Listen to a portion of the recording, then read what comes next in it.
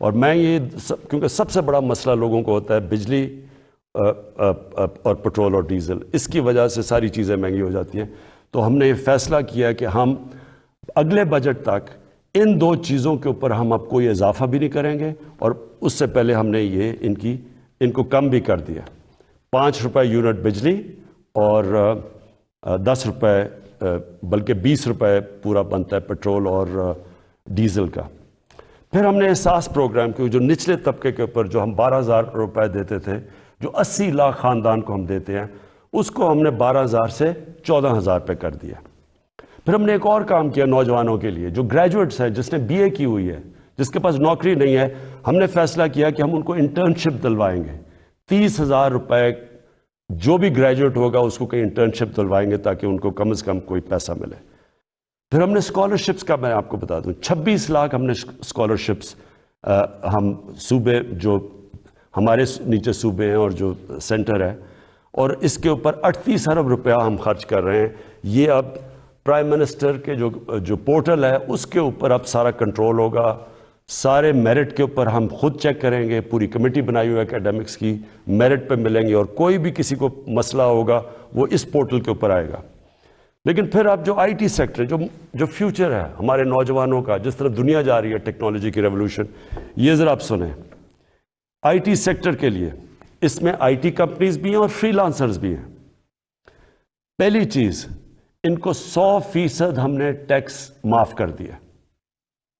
پھر سے سن لیں، آئی ٹی سیکٹر کے اوپر چاہے وہ کمپنیز ہیں یا فری لانسرز ہیں، 100% ان کو ہم نے ٹیکس پہ چھوٹ دے دی.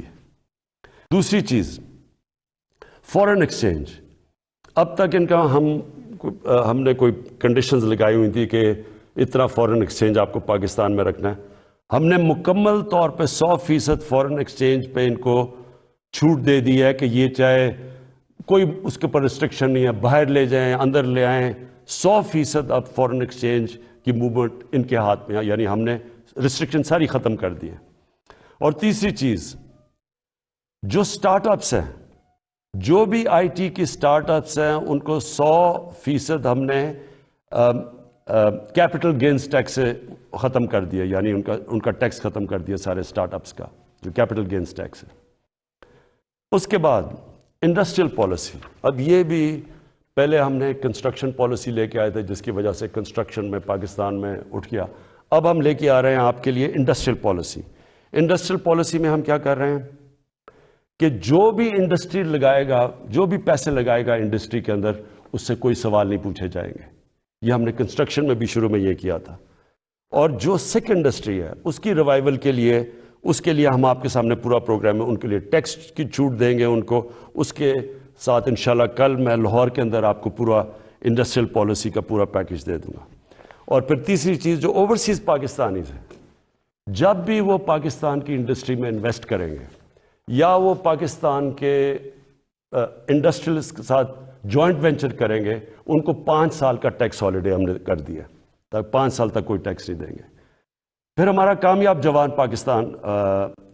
پاکستان پروگرام ہے. سود کے بغیر قرضے دیں گے بزنس شروع کرنے کے لیے نوجوانوں کو.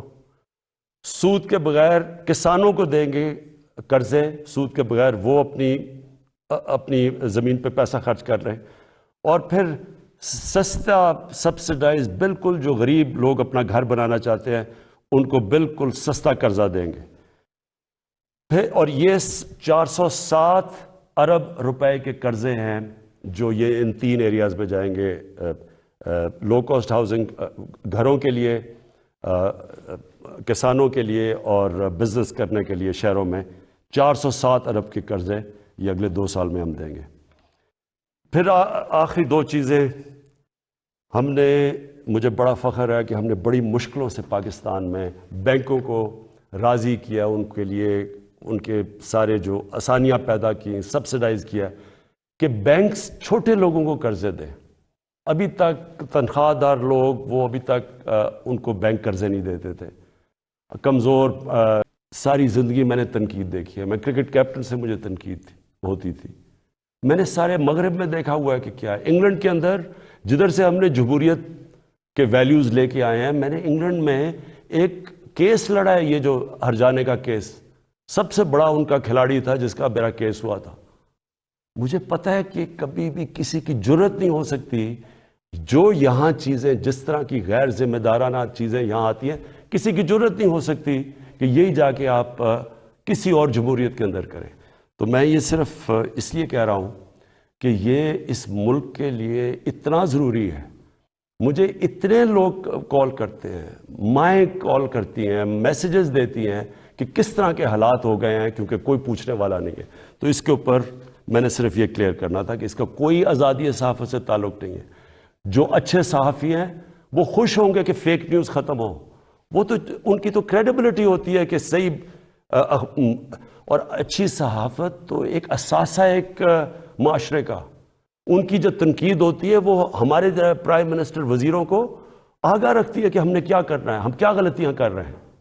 لیکن یہ بلیک میل کرنا, گند اچھالنا, گھر کی عورتوں کو اس طرح کی چیزیں کہنی, پرائم منسٹر, ملک کا پرائم منسٹر, اب یہ 3 مین اخبار ہیں یہاں. میں نومینیٹ کرتا ہوں آزاد کشمیر کا پرائم منسٹر جب ہماری پارٹی الیکشن جیتتی ہے. 3 مین اخباروں کے فرنٹ پیج پہ آتا ہے کہ جی وہ جادو ٹونے سے یا پتہ نہیں ستارے دیکھ کے اس کو آزاد کشمیر کے پرائم منسٹر کو سلیکٹ کیا گیا. یہی چیز کہیں بھی انگلینڈ اور مغرب کے اخباروں میں کرتی ہے. میں آپ کو یقین دلاتا ہوں کہ ان کے اوپر اتنا بڑا ہرجانہ ہونا تھا کہ ان کی شاید اخبار ہی بند ہو جاتے. اب میں دوسری چیز پہ آنا چاہتا ہوں, کیونکہ میں آپ کو یہ بتانا چاہتا ہوں کہ ہم اب ہمارے جو حالات ہیں ان کے اوپر ہم نے اب کیا بڑی محنت کر کے ہم نے کیا تجویزیں سوچی ہوئی ہیں. تو سب سے پہلے کہ میں آپ کو صرف یہ یاد کرانا چاہتا ہوں, اور یہ ضروری ہے یاد کرنا, کیونکہ اگر تو مجھے سوئٹزرلینڈ کی اکانومی ملی ہوتی تو بڑا اچھا ہوتا. آج اسی پر بتاتے کہ وہ حالات تب یہ تھے تو اب آپ نے کیا کیا ہے. تو جب ہمیں اکانومی ملی تھی 2018 میں, جو سب سے بڑا پاکستان کی تاریخ کا خسارہ تھا, اندرونی بھی فسکل ڈیفیسٹ بھی اور بیرونی جس کو کرنٹ اکاؤنٹ ڈیفیسٹ کہتے ہیں, وہ پاکستان کی تاریخ میں سب سے بڑا ڈیفیسٹ تھا. ہمارے جو فورن ایکسچینج ریزروز تھے وہ مشکل سے 3 ہفتے کی بھی امپورٹس کے لیے کافی نہیں تھے. ہماری کئی باہر کی لائبلٹیز جو تھی ہم پیسے نہیں دے سکتے تھے. وہ پاکستان ملا تھا. اور اس کے بعد اتنے مشکل وقت سے نکلتے ہوئے اس کے بعد ہم کرونا آ گیا. اب کرونا کا میں صرف آپ کو یہ بتا دوں کہ یہ 100 سال میں ایک دفعہ اتنا بڑا کرائسس آتا ہے جو کرونا آیا. دنیا میں آپ دیکھ لیں کہ حالات کیا ہوئے. اچھی بھلی اکانومیز اجڑ گئیں. برطانیہ, ہندوستان جو بڑی تیزی سے آگے جا رہا تھا اس کی مائنسز میں گروتھ ریٹ چلی گئی. تو اس پہلے ہی مشکل حالات تھے. ہماری جو گروتھ ریٹ تھی وہ 0.2% بھی نہیں تھی. تو پہلے ہی برے حالات تھے, اوپر سے کرونا آ گیا.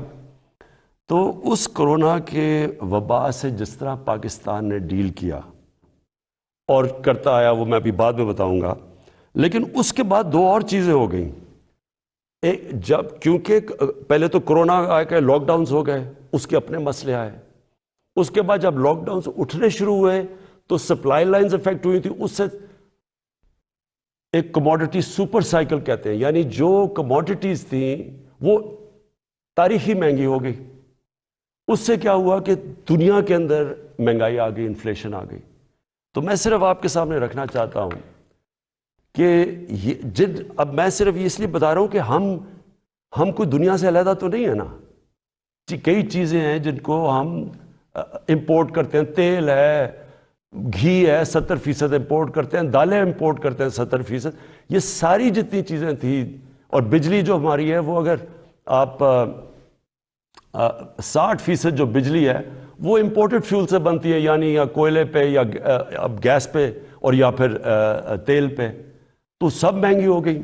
لیکن میں پہلے آپ کو بتانا چاہتا ہوں کہ جو ہمارے سے بڑے مضبوط ملک تھے ان کے کیا حالات ہوئے. سب سے پہلے امریکہ کی سب سے تکڑی اکانومی سمجھی جاتی ہے. 40 سال میں سب سے زیادہ مہنگائی امریکہ میں ہوئی. 5 گنا زیادہ وہاں مہنگائی ہوئی. یعنی امریکہ کے اندر 5% سے زیادہ چیزیں مہنگی نہیں ہوتی.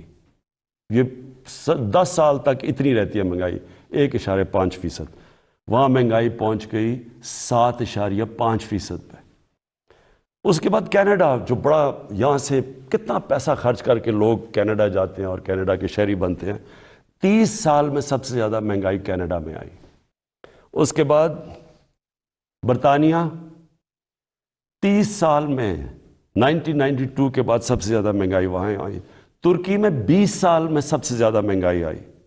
اور میں صرف کیونکہ ہمیں سب سے زیادہ شور مچایا جاتا ہے کہ جی بڑی مہنگائی آ گئی، ہمیں گورنمنٹ کو ہٹا دو کیونکہ اتنی مہنگائی آ گئی. اب یہ میں نے جو آپ کے سامنے یہ فگرز رکھ رہا ہوں، یہ ذرا آپ کیونکہ سارے آپ چیک کر سکتے ہیں. آپ تو بڑا یہ زمانہ بدل گیا ہے، موبائل فون آپ کی جیب میں ہے، گوگل کریں کہ یہ میں ٹھیک کہہ رہا ہوں یا نہیں کہہ رہا تو آپ کو پتہ چل جائے گا. اب ذرا یہ سنیں، پیپلز پارٹی کی پہلے دور میں 71 سے لے کے 77 تک 13.9% اوسط مہنگائی ہوئی اس دور میں. پیپلز پارٹی کے دوسرے دور میں 88 سے لے کے 2 سال ان کی حکومت چلی، 8.3% مہنگائی ہوئی.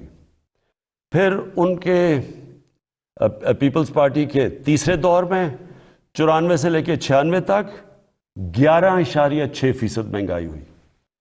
پھر ان کے 2008 سے 2012 کے دور تک 13.6% مہنگائی ہوئی.